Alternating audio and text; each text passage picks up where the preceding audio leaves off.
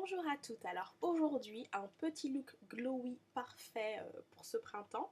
Je vais vous montrer ce que j'ai utilisé à part mon éternel fond de teint Super Stay que j'adore de chez Maybelline qu'il faut absolument que vous ayez. Et en fait, donc je vous montre ce que j'ai utilisé. Un mascara, un rouge à lèvres, le crayon colle oriental vert, le Eye Studio Mocha Mirage qui est une souris et mon blush qui va vous montrer que je l'utilise vraiment et vraiment jusqu'à la fin quoi. Le prune éclat. Alors comment j'ai fait? Donc j'ai travaillé le teint comme d'habitude, j'ai mis mon blush comme d'habitude et en fait le col vert je l'ai mis en ras de cils en haut et en bas et j'ai étiré un maximum, donc vraiment sur toute la paupière mobile. Ensuite j'ai appliqué un peu de Mocha Mirage, pareil juste au-dessus de la paupière comme ça, histoire d'unifier un petit peu l'œil.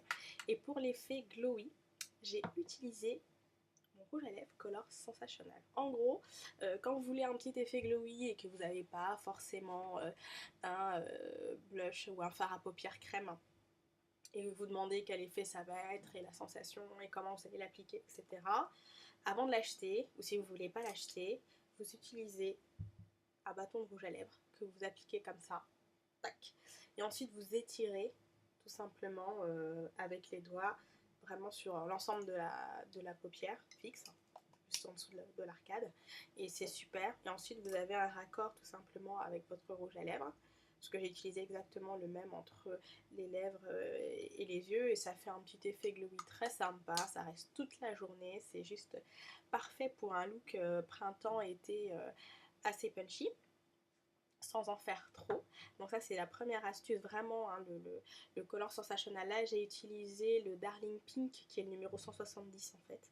Et c'est vraiment super pour les yeux, vous allez vraiment adorer. Et l'autre astuce en fait c'est que oui, quand vous avez votre mascara qui a un peu plus de 6 mois, qui est en fin de vie et que vous voulez jeter, moi je vous conseille de le garder. Tout simplement parce que c'est un super truc, surtout s'il est marron, noir, mais c'est un super truc en fait pour pouvoir entretenir vos sourcils. Je vous explique. Moi j'ai les sourcils tatoués parce que j'ai très peu de sourcils qui sont en bordel, etc. Quand vous utilisez un mascara en fin de vie sur vos sourcils, ça comble les trous.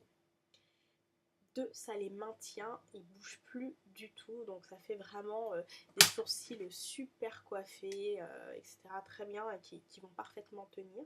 Donc ce que vous faites surtout, faut par contre vous appuyez pas fort et c'est vraiment sur des mascaras en fin de vie, hein. Là c'est mon Logger pulpeuse de Gemay que j'ai depuis plus de 6 mois, que j'ai mis que j'ai mis beaucoup de fois et là qui est quasiment vide.